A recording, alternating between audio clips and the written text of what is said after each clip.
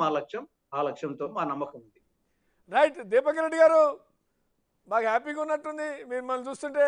Sharmila AP రాజకీయాల్లోకి రావడం ఏదో మాకు కలిసి వచ్చే అంశంలాగా ఫీల్ అవుతున్నట్టుంది. మీ చూస్తుంటే మూడు చూస్తుంటే చాలా హ్యాపీ మూడ్లో ఉన్నట్టున్నారు. గతంలో మేమేం మాట్లాడినా గానీ వైఎస్ఆర్ సైడ్ నుంచి మా కామెంట్స్ ఏమొచ్చేది అని అంటే ఇది ఎల్లో మీడియా ప్రచారము లేకపోతే మేమేదో తప్పు చెప్తున్నాము అనే విధంగా మాట్లాడేవాళ్ళు. కానీ కుటుంబ విభేదాలు అన్నప్పుడైనా తెలంగాణలో పార్టీ పెడుతుంది అన్నప్పుడైనా ఒక వారం 2 వారాలు 1 నెల తర్వాత అవన్నీ వాస్తవాలుగా బయటపడినాయి. సో ఈ రోజు కూడా అదే చెప్తున్నాం. నేను జగన్ అన్న బాణం అని చెప్పి ఏ మాటతో ఇంతకు ముందు షర్మిల గారు ప్రజల్లోకి పోయినారో ఇప్పుడు ఆ బాణము తిరిగి ఆ వైసీపీకే గుచ్చుకునే పరిస్థితి ఖచ్చితంగా ఆంధ్ర రాష్ట్రంలో కనపడతా ఉంది. తెలంగాణలో ఉండే పార్టీ కాంగ్రెస్ తో విలీనం చేసి ఆంధ్ర సైడ్ కి వారిని పంపిస్తున్నారు అని అంటే ఒక పక్కా ప్రణాళిక ప్రకారం. సో కేవలం అది టార్గెట్ చేసేది పాత కాంగ్రెస్ నాయకులందరూ మీరు చూస్తే వైఎస్ఆర్ లోకల్కే పోయినారు. సో ఆ పాత నాయకులందరినీ వెనక్కి రాండి అని చెప్పి ఖచ్చితంగా కాంగ్రెస్ అక్కడ బలపడేదానికి ఇది 100% ఒక ప్రణాళిక అని చెప్పి నేను తెలుపుకుంటున్నాను. నాకు ఈ రోజు కాంగ్రెస్ వాళ్ళు కొందరు చెప్పింది ఏంటంటే ఆల్రెడీ 10 మంది పైగా సిట్టింగ్ ఎమ్మెల్యేలు మేము చేరుతాము అని చెప్పి ఒక మాటల్లో ఉండారని.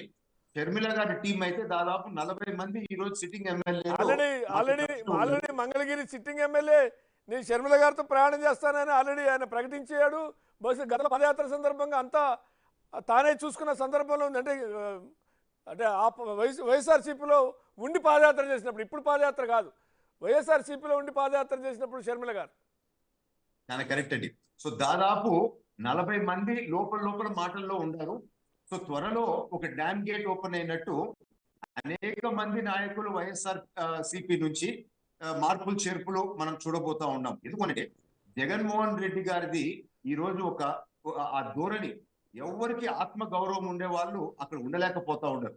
నేను గతంలో చూశాను అసెంబ్లీ టైంలో జగన్మోహన్ రెడ్డి గారు రూమ్ దగ్గర నుంచి పోతా ఉంటే ఎప్పుడు లైన్లు గట్టి నిల్చుకొని ఉండేవాళ్ళు ఎమ్మెల్యేలు. ఎందుకు అని అంటే కనీసం ఈడన్నా అపాయింట్మెంట్ దొరకద్దేమో అని చెప్పి.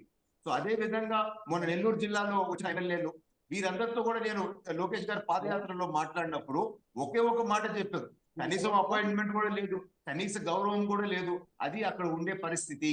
సో ఈ రోజు కూడా మీరు చూస్తే సీనియర్ ఎక్స్ మినిస్టర్ పార్థసారథి గారు ఏమన్నారు, కనీసం మాకు అపాయింట్మెంట్ లేదు, మీటింగ్ అడిగితే కూడా మాకు దొరకటం లేదు. డొక్కా మాణిక్య వరప్రసాద్ గారు ఎక్స్ మినిస్టర్, అంత సీనియర్ లీడర్, మేము ఎన్నో నెలల నుంచి వెయిట్ చేస్తా ఉన్నాను. సీఎం గారు చూపించమన్నారు, ఏం కోరికలు అడగలేదు దీపక్ రెడ్డి గారు, సీఎం గారు చూపించమన్నాడు అంతే. కేవలం కలవాలని అంటున్నారండి, కలిసేదానికి కూడా వాళ్ళకి అవకాశం లేదు. ఆర్కే గారు చెప్పింది అది కూడా. ఈ రోజు దాడి వీరభద్రరావు లాంటి వాళ్ళు కూడా రాజీనామా చేశారు. ఇది అక్కడ ఉండే పరిస్థితి. కానీ ఈ రోజు ఆంధ్ర రాష్ట్ర పరిస్థితి మీరు చూస్తే వ్యవస్థలు పూర్తిగా నిర్వీర్యం అయిపోయినాయి.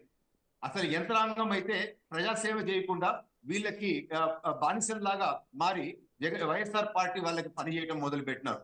అక్కడ ప్రజా పాలన అనేది పోయింది. ఒక రాజుల టైంలోనో లేకపోతే ఒక పాలెగాళ్ల టైంలో ఎట్లా జరుగుతుందో ప్రభుత్వం ఆ విధంగా జరుగుతూ ఉంది. మంత్రి అనేవాడికి కనీసం కొంచెం కూడా పవర్స్ లేవు.